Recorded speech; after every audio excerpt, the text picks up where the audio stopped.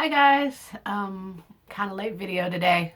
I'm off work, so instead of rushing to get the video up before work, I did fuck all today and was like, oh, I need to do day 3 of Anthony's Tarot for 31 days, which is your top 5 favorite oracles.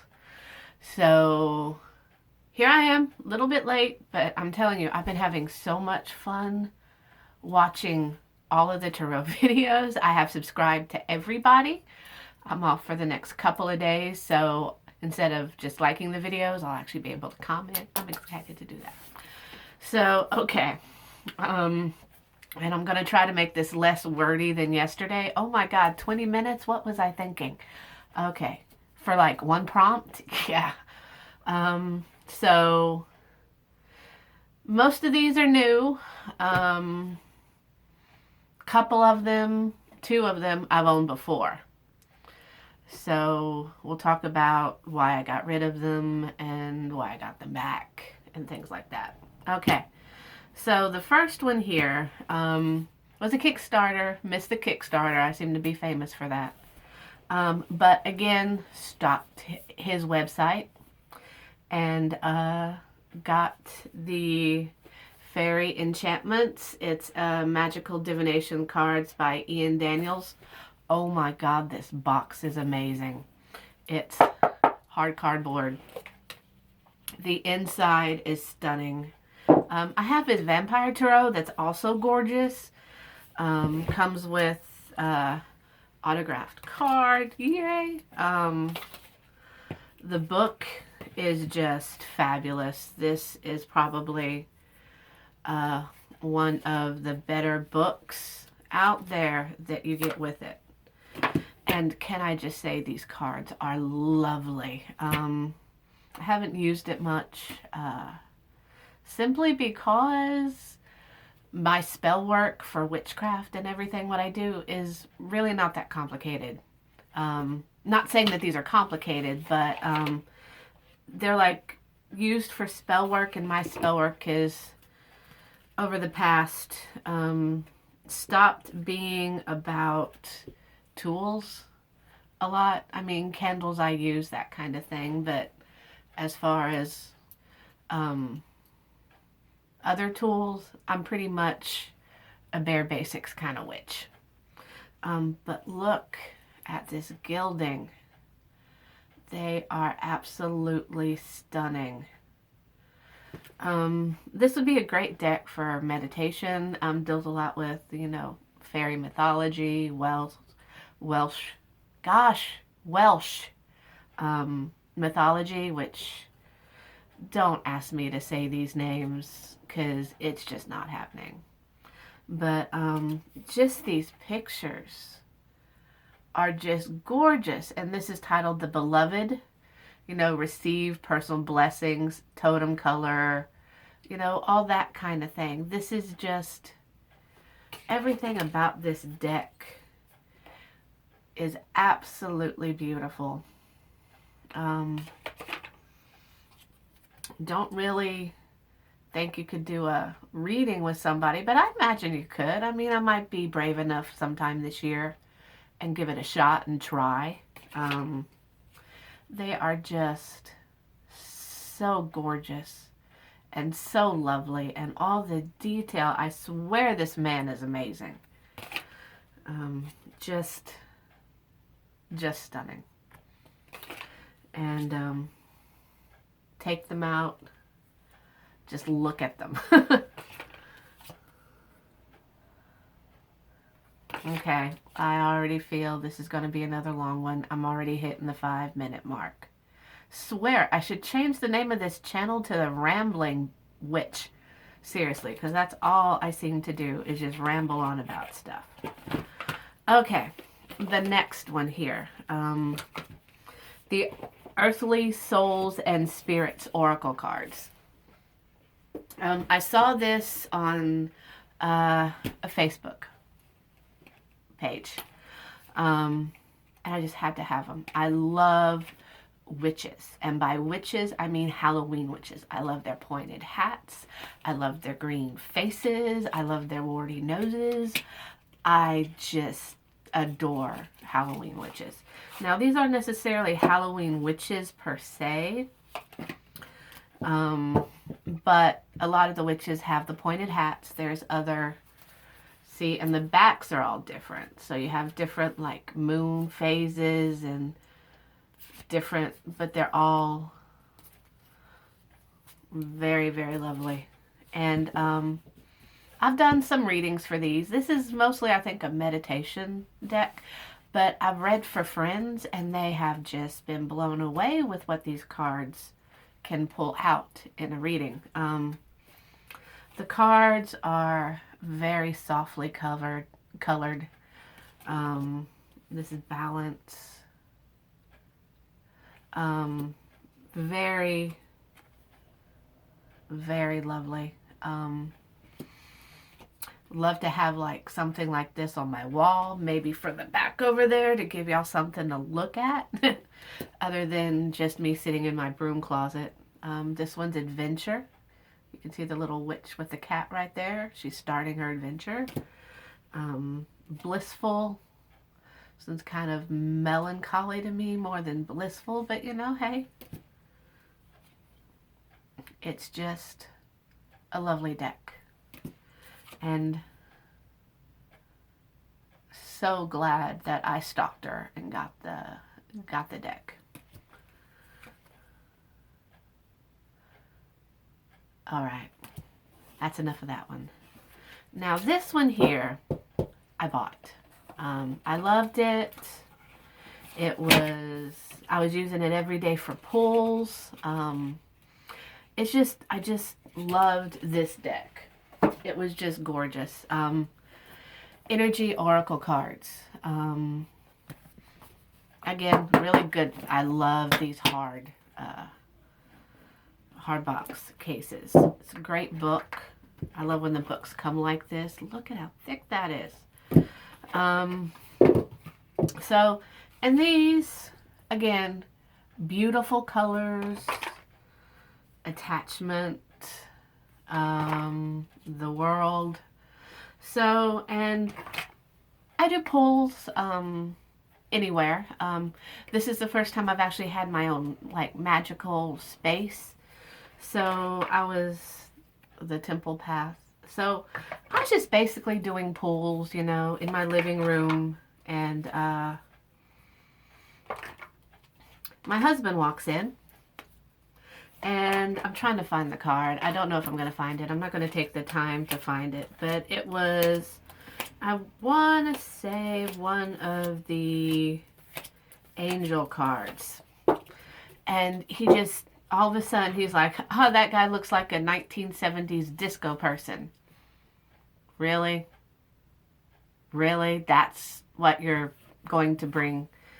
So now, every time I see that guy, I think of like, you know, the Bee Gees. I love the Bee Gees, but you know, do you want the Bee Gees in your reading?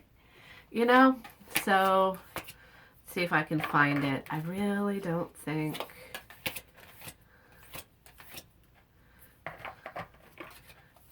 But it was just...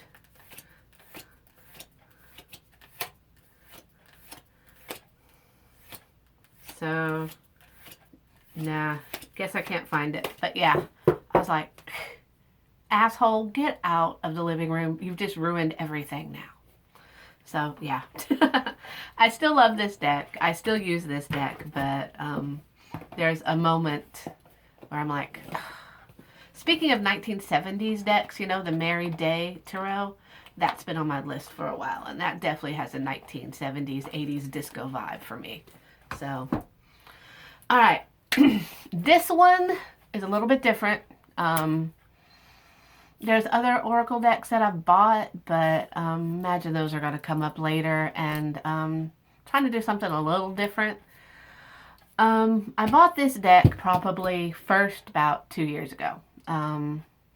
It's called the Kanzari cards. I'm probably saying that wrong. It's basically spirit communication cards.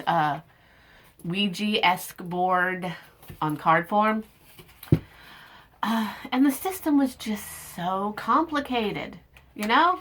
It's like I pulled it out a couple times and read it. And, you know, of course, the first thing the book said, don't try this alone.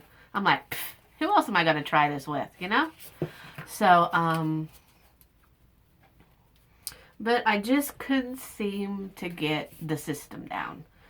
It's like, if you look, there's like a boy, an A, and like a symbol there. And like you lay the cards in like a circular pattern, and then there's a way that you read the cards that is supposed to give you a message from spirit, which I think is awesome. Like, see, this one's mother. It's kind of creepy. Green, an L, you know. Father is like the Ankh, and demon up, you know, is the demon above you, you know, that kind of thing.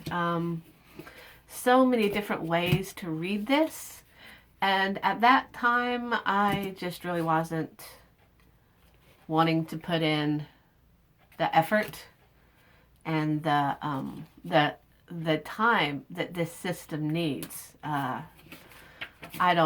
I'm not afraid of, you know, spirit communication. It doesn't bother me. I do it pretty regularly. But this system was just something that, you know, it's like, hey, I like cards. I should you know, and I'm like, no. But then now, recently, like, I think I bought this like 4 or 5 months ago. I was like, I should probably get that deck back. I gifted it to a friend who's also into spirit communication. Don't know really how she's doing with it. Seems like when I sent it to her, it's just, you know, that's where it stopped. So, this is something like within the next year that I'm definitely going to, definitely try to work with more, get the system down, and just learn a little bit, maybe see how spirit likes using these instead of boards. Okay. This deck. This deck is one of those decks that I've always had a copy of. It's never been out of my life. In fact, the deck, the copy that I have down there is actually the deck that I had during the Great Migration when I moved from the small towns to, from the Houston to the small towns. It's the Brian Froud's Fairy Oracle. Now, what makes this one special is it's autographed. Yeah. Right here. Did you get it autographed? No. In fact, my claim to fame is I have 3 autographs of people I admire that I didn't actually have to ask for because I'm really shy and I don't think I can meet these people. I just stand there staring at them, which would be creepy, and I don't want to be creepy. So, yeah. So, a girl, for whatever reason, had this up for trade. And I was like, oh my God, I don't have anything. I'm not giving up my special deck, no matter how much I want the Brian Froud. And I had just gotten, I loved this deck, but Brian Froud. I had just gotten the, God, it's some mermaid deck I got off of Etsy. It's a really awesome, beautiful deck, 3rd print. And I was like, look, can we maybe work out a deal here? And she's like, yeah. So I traded that deck and a little bit of money. And I got an autograph version. Brian Froud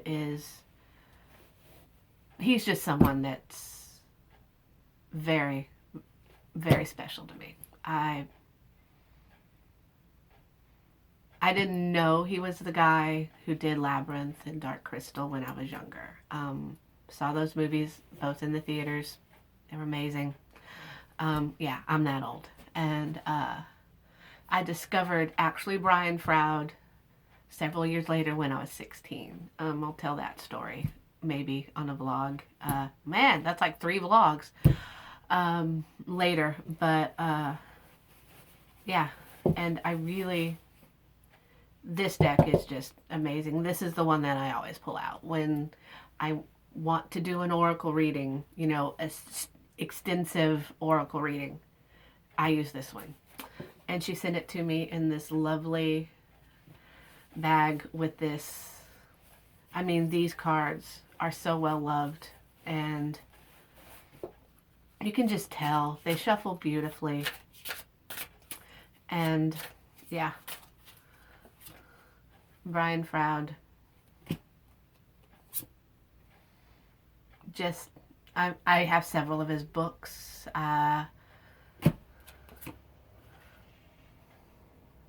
And, you know, Labyrinth and Dark Crystal and just, oops, sorry. So yeah, there's that. There is my top 5 Oracle decks for 2017 that I got. And still went way over. All right, tomorrow I think we're going to be under 10 minutes because I didn't buy that many tarot books in 2017.